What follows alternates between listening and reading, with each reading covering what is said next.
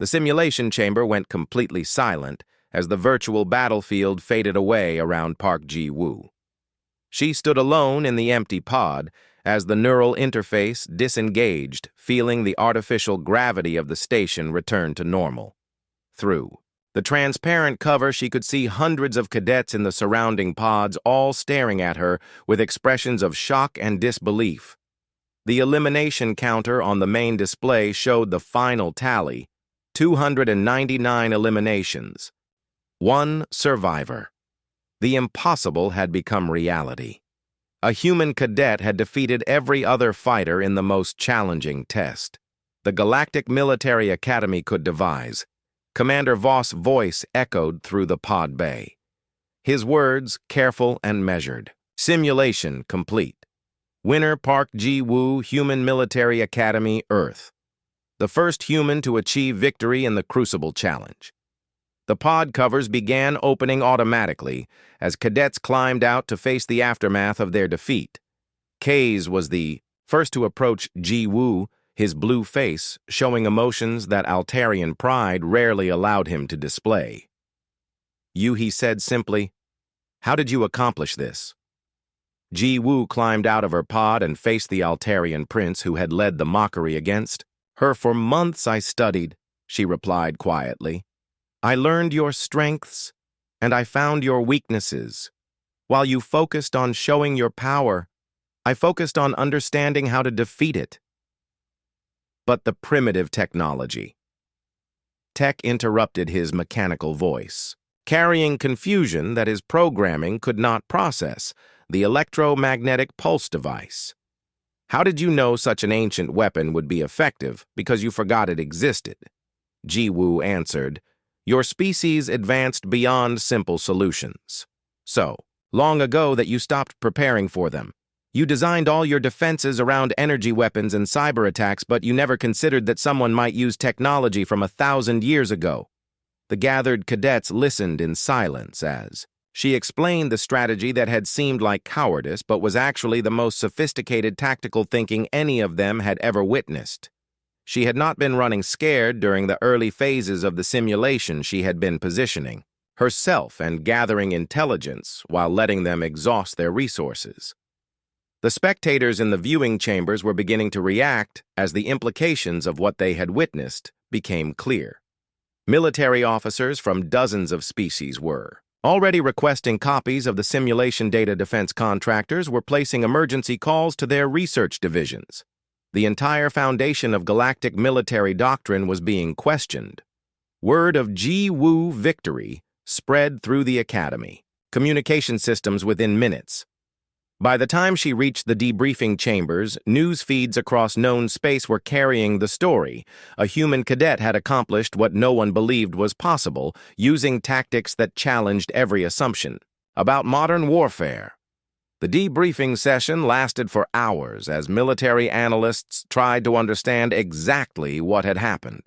Combat specialists from multiple species questioned Ji-woo about every aspect of her strategy.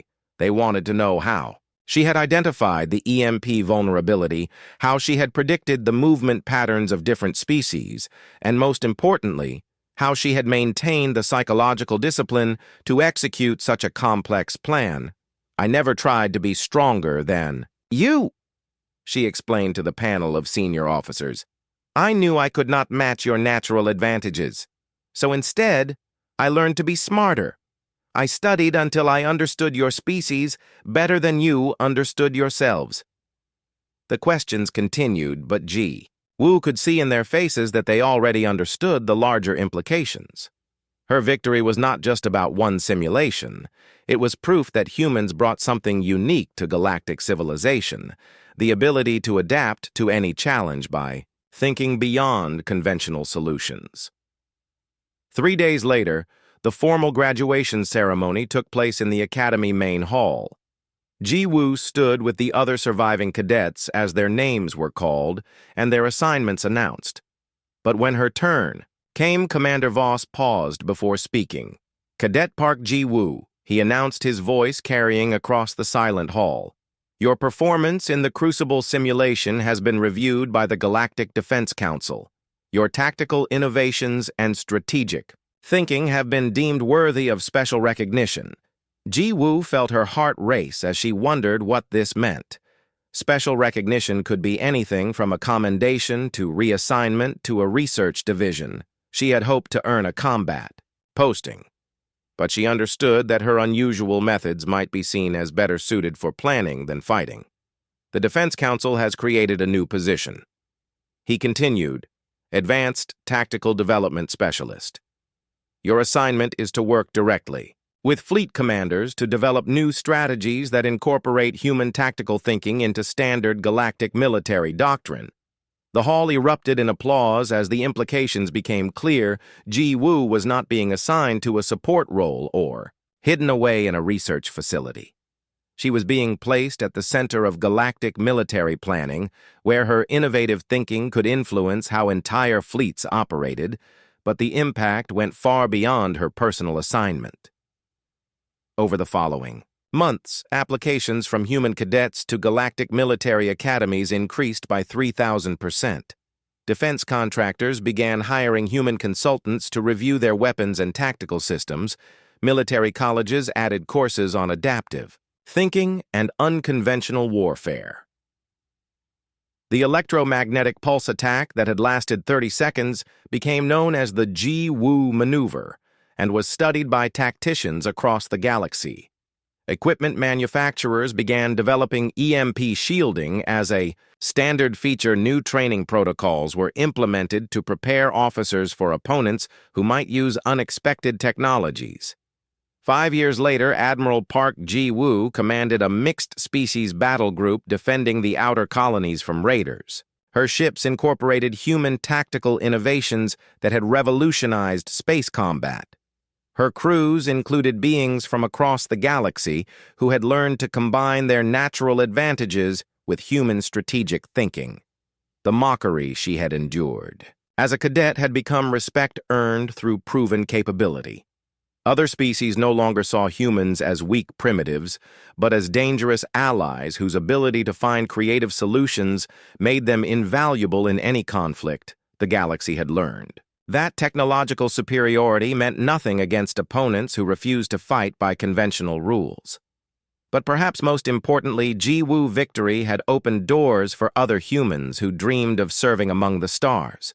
Her name appeared in the Academy Hall of Heroes alongside legendary warriors from across known space.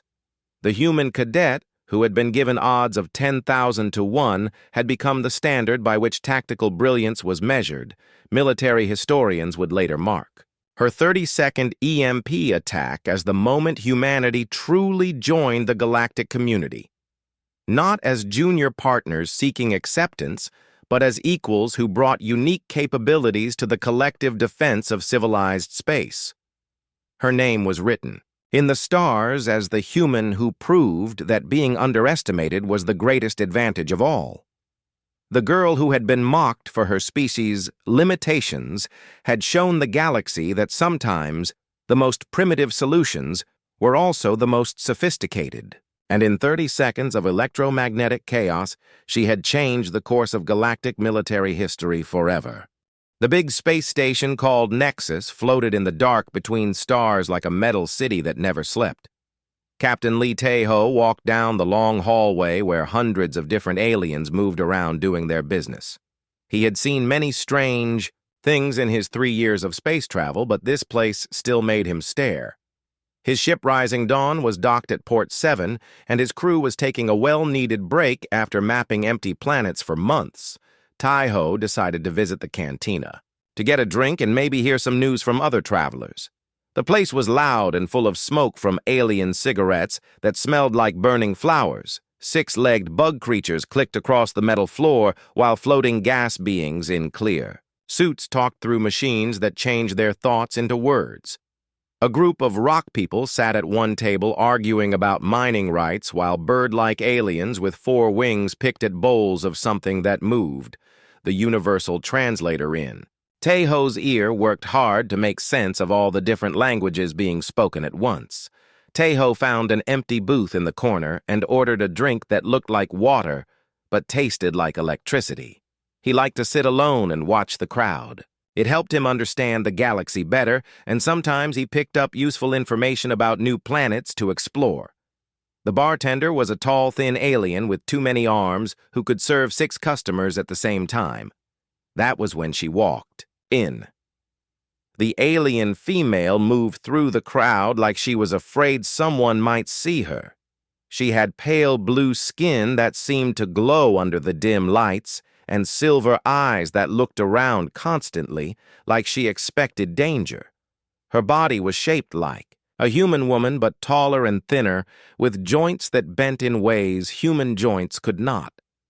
She wore a simple gray outfit that covered most of her blue skin, but Tae-ho could see strange markings on her hands that might have been tattoos or scars. Her hair was white like fresh snow and hung down to her shoulders in straight lines. She moved with grace, but also with the careful steps of someone who had learned to stay alive by being ready to run. The alien female looked around the cantina for several minutes before her silver eyes found Tae-ho sitting alone in his corner booth. Something in her expression changed when she saw him, like she had been looking for exactly his kind of person. She started walking toward his table, and Tae-ho wondered what she wanted with him. Without asking if she could sit down, she slid into the booth across from him. Her movements were quick and nervous, like a small animal that might bolt at any second. Up close, he could see that her skin really did glow with a soft blue light, and her silver eyes had no pupils that he could see, just swirling liquid metal that seemed to move on its own. "I am Kira of the Velathi people," she said, and her voice came through his translator as soft and musical, but with an edge of fear that made him pay attention. "I need to speak with you, human captain, about something that will kill us all if we do not act." Soon, Tae-ho set down his drink and looked at her carefully. He had learned that when aliens approached, humans with warnings, it usually meant trouble was coming.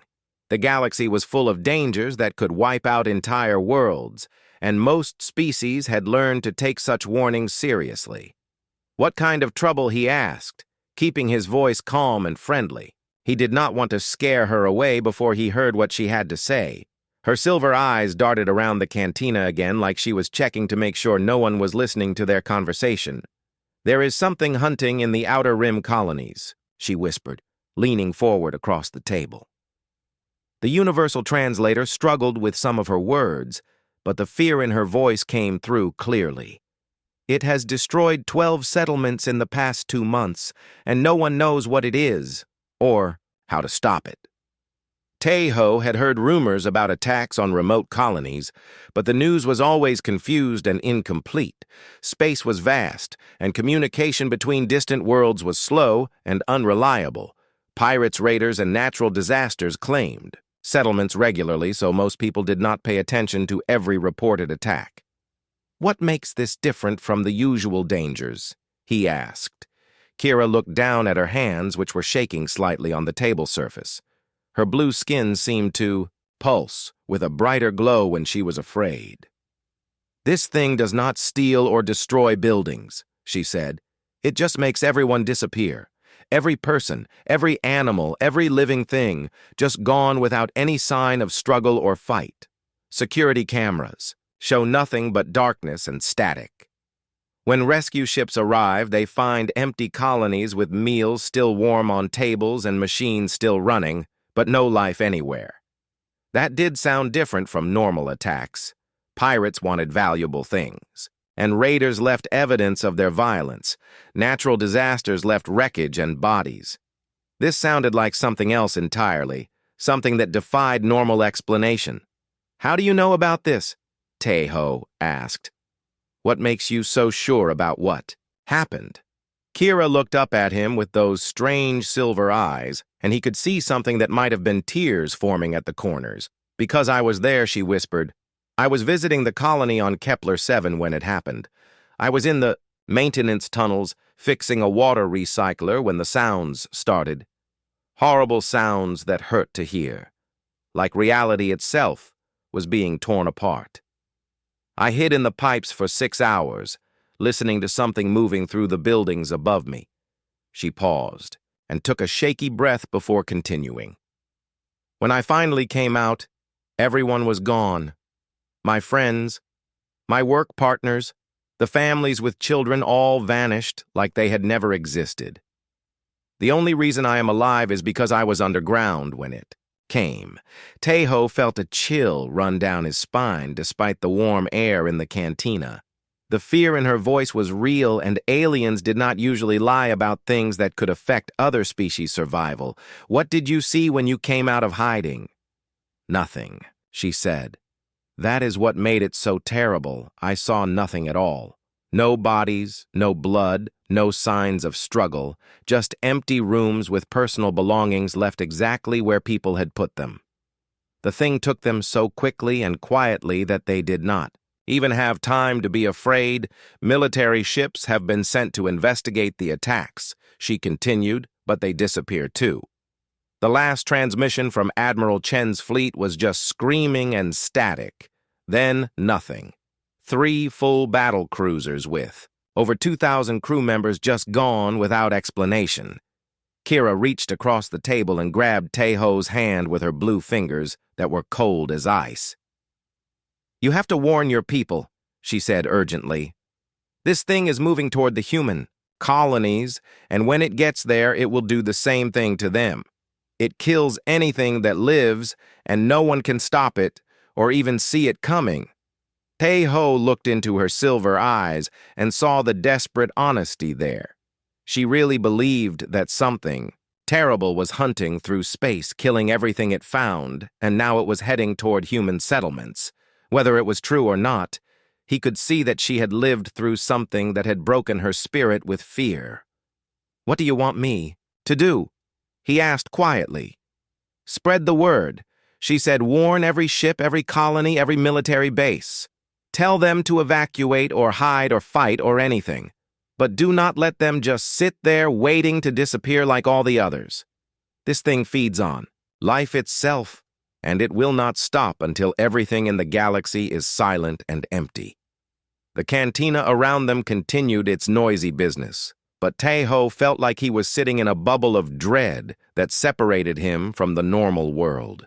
He did not know if this alien woman was telling the truth, or if she had imagined horrors that did not exist, but the fear in her voice was real, and that was enough to make him listen. I will consider what you have told me, he said finally. If there really is something out there hunting colonies, then people need to know about it, but I need more proof than just your word before I start a panic across human space. Kira nodded and released his hand.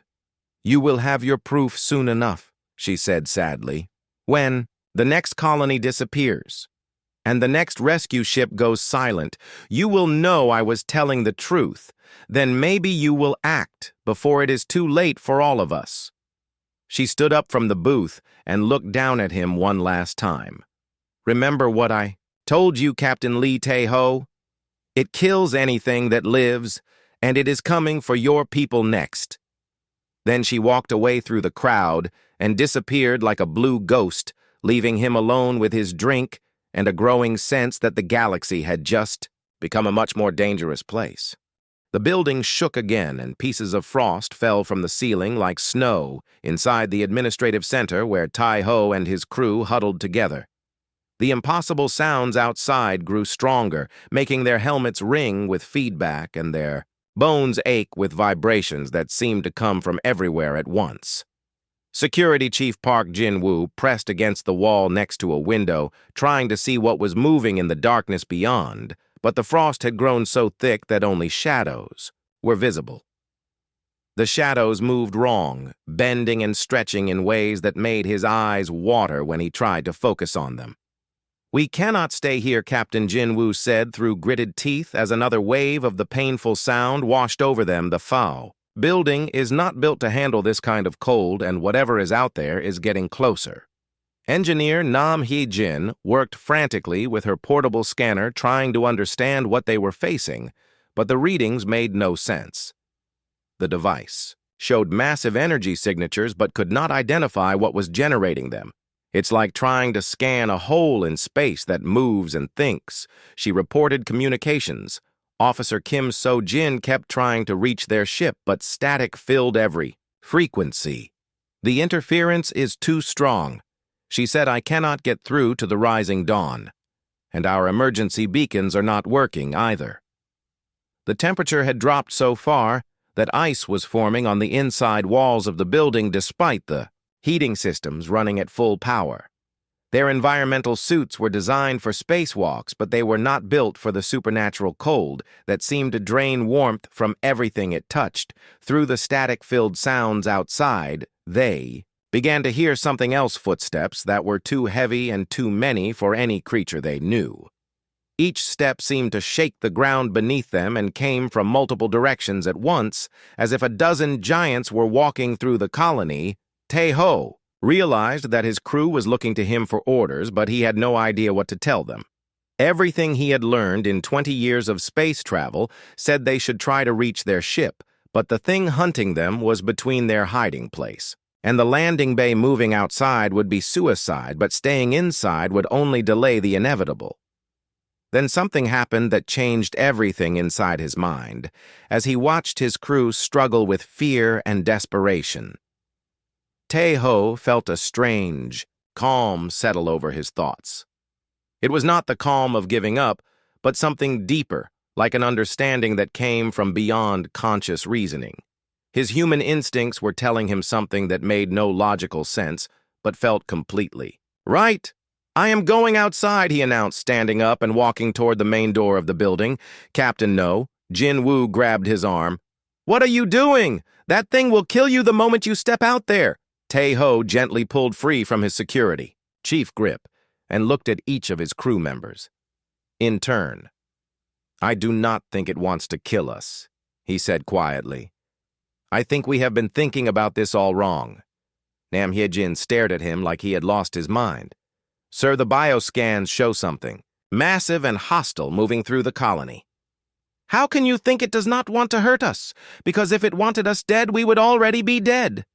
Tae-ho replied as he checked the seals on his environmental suit.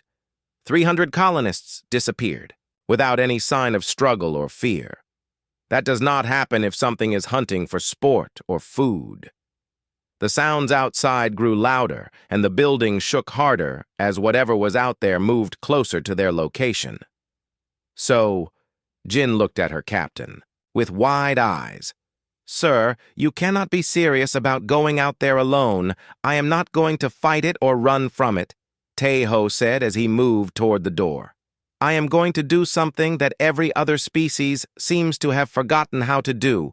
I am going to trust. Before his crew could stop him, Tae-ho opened the main door and stepped out into the freezing darkness of New Busan Colony. The cold hit him like a physical blow even through his protective suit, and the sounds were so intense that blood began trickling from his ears despite his helmet protection. The shadows around him moved faster now, swirling and condensing into shapes that hurt to look at directly. The very air seemed to thicken with an energy that made his skin crawl and his heart race, but he forced himself to keep walking forward into the center of the empty street. Behind him, through the building's transparent walls, he could see his crew watching in horror as their captain walked straight toward certain death. Jin-woo had his weapon ready and was probably planning to come after him, but Tae-ho hoped they would stay inside where it was safer. The creature was close now, so close that he could feel its presence like a weight pressing down on his mind. The shadows gathered and swirled, forming a darkness so complete that it seemed to devour light itself. The sounds reached a crescendo that made reality feel unstable around him. Then Tae-ho did something that went against every survival instinct he possessed. He stopped walking and slowly knelt down on the frozen ground of the colony street, placing his hands palm up on his knees in a position of complete submission. He closed his eyes and waited for whatever was going to happen next. The reaction was immediate and terrifying. The darkness around him condensed and took shape, forming something so massive and alien that his mind struggled to process what he was seeing. the creature materialized from the shadows towering above him like a living mountain of night and terror. It was easily 3 times the height of a human, with a body that seemed to shift between solid matter and flowing darkness. Multiple appendages writhed around what might have been its torso, each ending in configurations that made his eyes hurt when he tried to focus on them. Most disturbing were the eyes, or what he assumed were eyes. Dozens of points of light flickered across the creature's head region, each one burning with an intelligence so vast and alien that Tai-Ho felt, his sanity straining at the edges. The lights moved in patterns that suggested thought processes beyond human understanding. The creature loomed over him, its massive form blocking out the stars visible through the colony dome. Every instinct screamed at him to run or fight or do anything, except kneel helplessly before this nightmare. But he remained perfectly still. For several heartbeats that felt like eternities, nothing happened. The painful sounds faded to a low hum, and the supernatural cold began to recede slightly. The creature tilted its massive head, studying him with an intensity that made his skin crawl. Inside the building, his crew watched in amazement as the most dangerous creature in known space examined their captain without immediately killing him. So-Jin recorded everything on her personal device, knowing that if they survived, this footage would change everything humanity knew about alien intelligence. The creature moved closer, its appendages reaching toward Tai-Ho, but stopping just short of touching him. It seemed curious about this small human who had chosen surrender over flight. The burning lights in its head region pulsed in rhythm like a heartbeat made of stars. Then something unprecedented happened. Creature that had terrorized the galaxy for months began to lower itself toward the ground. Its movements were careful and deliberate, like a massive predator trying not to startle its prey. The writhing appendages folded against its body, and the burning lights dimmed to a less painful intensity with a sound like reality. Sighing, the creature settled onto the frozen ground, not beside Tai-Ho, but in a position that could only be described as submissive. The massive head that moments before had towered above him like a monument to alien terror now rested near his feet. The creature's entire posture had changed from threatening to something that looked almost protective, as if it were an enormous guard dog that had recognized its master, and was showing respect in the only way it knew how.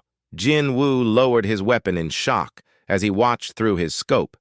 The creature's body language alien as it was clearly indicated submission and possibly even affection. But how was this possible? How could something that had destroyed dozens of colonies suddenly behave like a domesticated animal? Tai-Ho opened his eyes and looked down at the massive creature resting at his feet. The burning lights in its head region pulsed gently, and he could feel something like contentment radiating from its alien mind.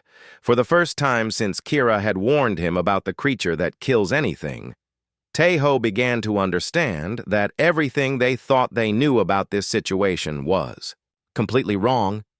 What Tai-Ho saw in those burning points of light was not the mindless hunger of a predator, but something far more complex and unexpected. Intelligence flickered there. Yes, but also what could only be described as confusion and perhaps even loneliness. The creature tilted its massive head, studying him with an intensity that made his skin crawl, but there was no immediate threat in its posture. Instead, it seemed almost curious about this small human who had chosen surrender over flight. From inside the building, his crew watched in horrified fascination as their captain remained motionless before the most dangerous creature in known space. Communications Officer Kim So-Jin whispered prayers in 3 different languages, while engineer Nam Hye-jin recorded everything on her personal device, knowing that if they survived, this footage would revolutionize xenobiology. The creatures. Appendages moved in slow, deliberate patterns around Tai-Ho, never quite touching him but clearly examining him from every angle. Then the impossible happened again. The Void Stalker, this terror that had destroyed dozens of colonies and entire military fleets slowly began to lower itself toward the ground. Its movements were careful and deliberate, like a massive predator trying not to startle its prey. The writhing appendages folded against its body, and the burning points of light in its head region dimmed to a less painful intensity. With a sound-like-reality sighing, the creature settled onto the frozen ground beside Tae-ho. Not beside him as an equal, but in a position that could only be described as submissive. The massive head, which moments before had towered above him like a monument to alien terror, now rested near his feet. The creature's entire posture had changed from threatening to almost protective, as if it were an enormous guard dog that had recognized its master. The crew inside the building could hardly believe what they were witnessing, and Tae-ho himself felt a mix of wonder and terror at this unprecedented development. Park Jin-woo's tactical training kicked in as he analyzed the situation through his scope. The creature's body language, alien as it was, clearly indicated submission and possibly even affection. But how was this possible? How could a creature that had terrorized the galaxy for months suddenly behave like a domesticated animal? And more importantly, what did this mean for humanity's understanding of the universe and their place in it? The implications were staggering and would require them to completely reconsider everything they thought they knew about alien intelligence and behavior. The journey back to human space aboard the Rising Dawn was unlike anything Tae-ho or his crew had ever experienced. The creature, which had told them its real name, was something that translated roughly to Guardian of the Silent Spaces, had somehow compressed itself to fit inside their cargo bay. Its presence filled the ship with a strange sense of safety that none of them had expected. Engineer Nam Hye-jin worked constantly to modify their ship systems to accommodate their unusual passenger. The creature did not need air or food or any of the things that living beings usually required, but it did need space to extend its consciousness and connect with the dimensional networks it used to monitor threats across the galaxy through their growing mental connection. Tae-ho learned more about the Guardian and its impossible mission. The creature was not originally from their dimension, but had been sent by beings so advanced that their very existence defied understanding. These higher beings had detected the approaching threat and dispatched guardians to multiple galaxies to attempt large-scale evacuations. The Guardian showed him images of its home realm, where thoughts took physical form and time moved in directions that had no names. The beings there existed as pure consciousness and could perceive all possible futures simultaneously. They had seen the coming destruction and had sent their most capable agents to save what life they could. But the Guardians had not expected the communication barrier that existed between their alien psychology and the species they were trying to save. Every attempt at contact had been interpreted as aggression, leading to the tragic misunderstandings that had made them feared throughout. The Galaxy Communications Officer, Kim So-jin, spent her time analyzing the proof they had gathered and preparing reports that might convince colonial authority to listen to their incredible story. The video evidence showed thousands of missing people, living safely in pocket dimensions, but she knew that most officials would dismiss it as elaborate hoaxes. Security Chief Park Jin-woo focused on the tactical implications of what they had learned. The approaching enemy, that the Guardian called the Devourers, moved between realities, consuming everything in their path. They had already destroyed hundreds of galaxies and left nothing behind but empty space where entire civilizations had once existed. The Devourers were not evil in any way. That humans could understand.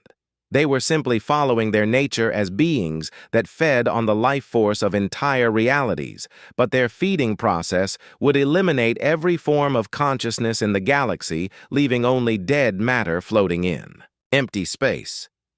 According to the Guardian's calculations, the Devourers would arrive in their galaxy within 4 months. Once they began feeding, the process would be impossible to stop and would consume every living world within weeks.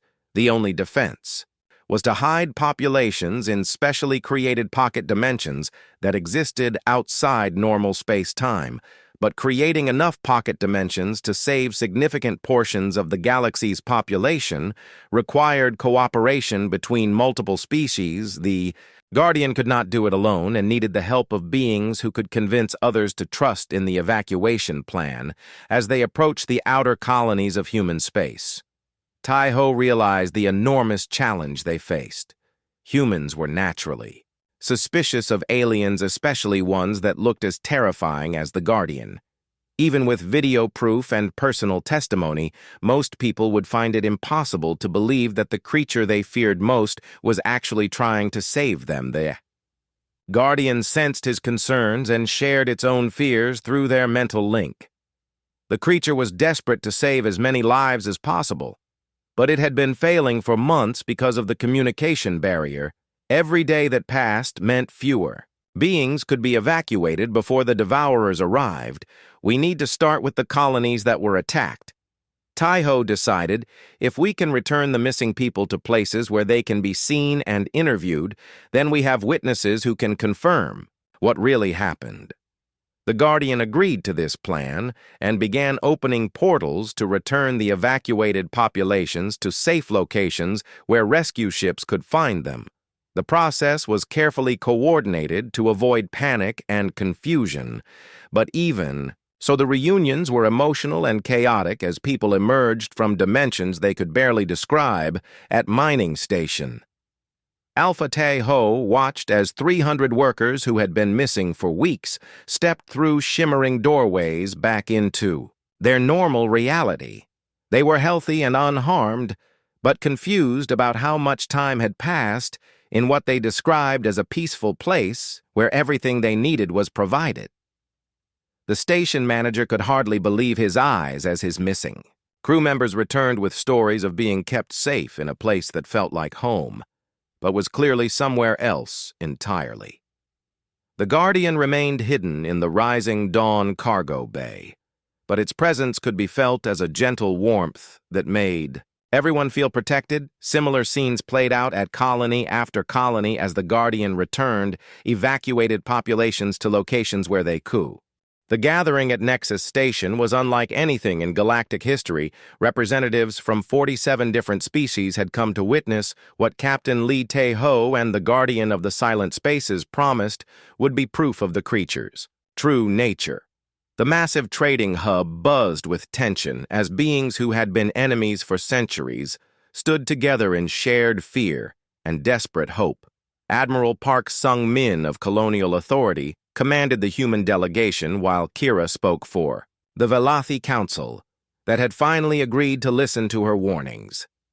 The Krill Empire sent their finest military strategists, and even the reclusive Zenth emerged from their hidden worlds to hear what might be their only chance for survival. The Guardian waited in the cargo bay of the Rising Dawn patient and ready to demonstrate its abilities on a scale that would convince even the most skeptical observers. Tai-Ho could feel the creature's nervous energy through their mental connection.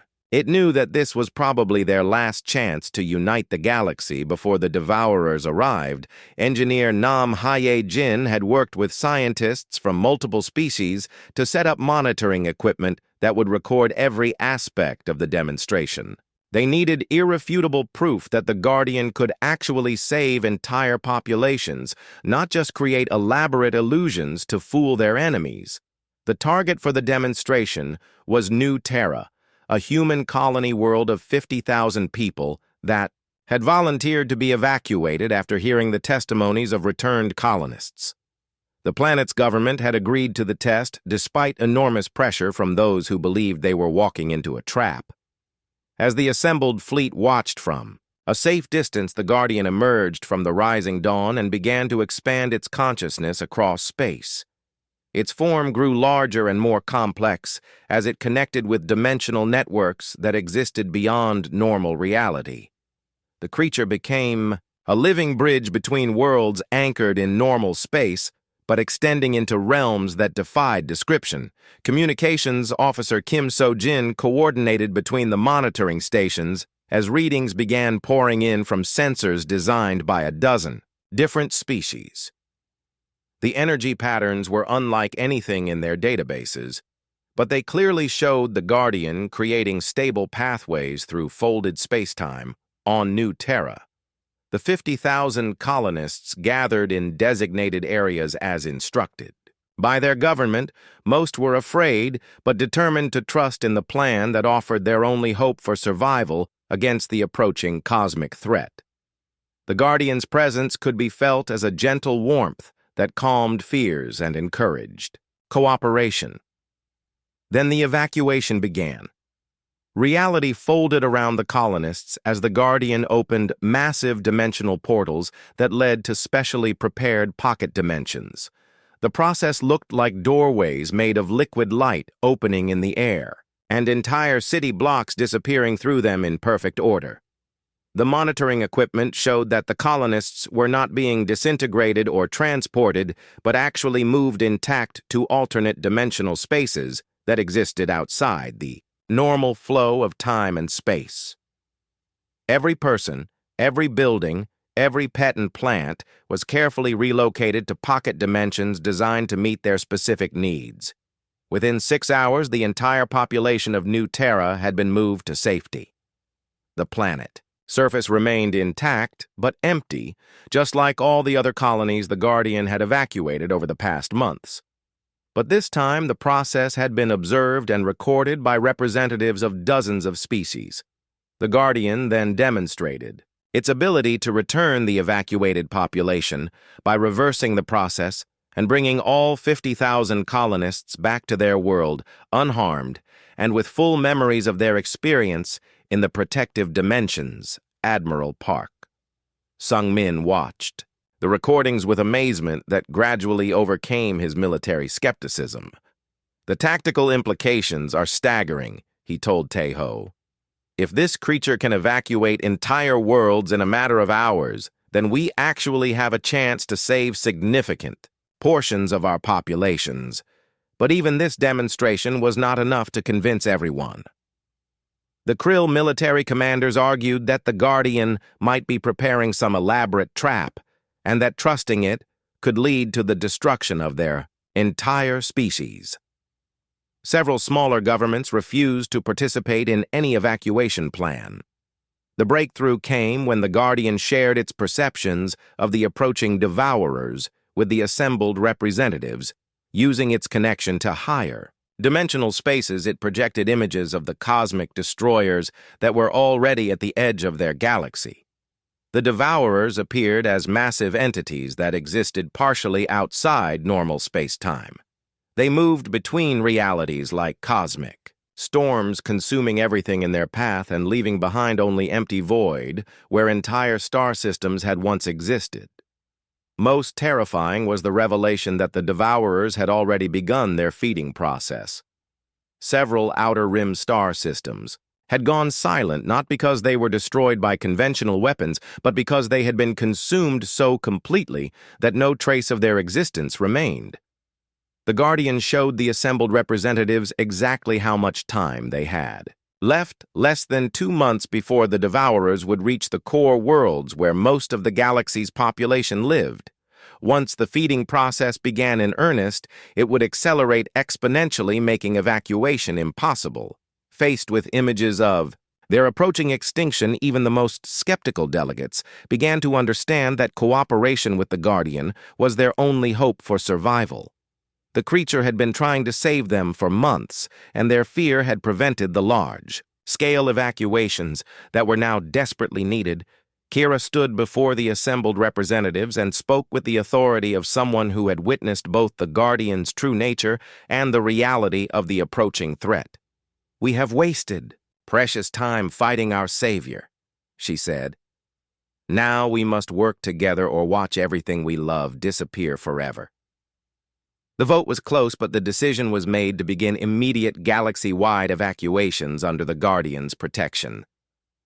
Every species would contribute ships and personnel to the massive coordination effort, while the Guardian created enough pocket dimensions to house the populations of thousands of worlds.